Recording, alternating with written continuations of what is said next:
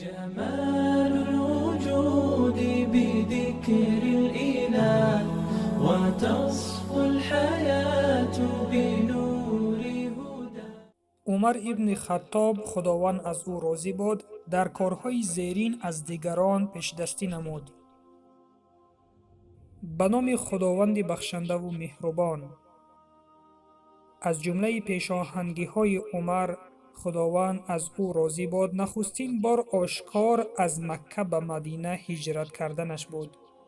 او اولین شخصی بود که امیرالمؤمنین نامیده شد و اولین بار سال شماره هجری قمری را جاری نمود.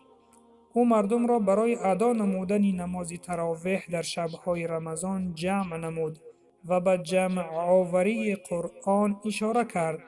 اولین کسی بود که دادن جایزه را برای حافظان قرآن معین نمود و نخستین خلیفه بود که جزیه را از فقیران اهل ذمه برداشت و عاجزی ایشان را برطرف کرد.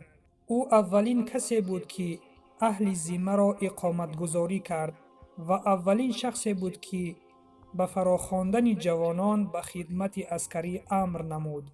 آن حضرت شخصی بود که قاضی‌ها و شخصیت‌های از دین با خبر را همراه با لشکر می‌فرستاد.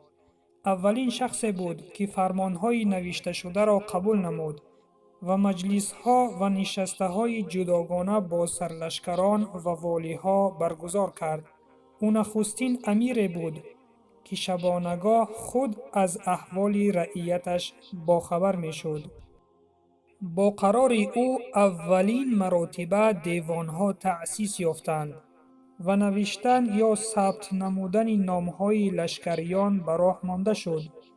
اینچنین امر کرد که برای هر نوزادی در عائله مسلمان به دنیا آمده مبلغ معین داده شود.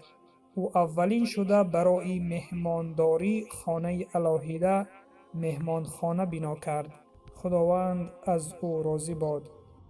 و سلام بر آن شخصانی که راه هدایت را پیشه گرفتند.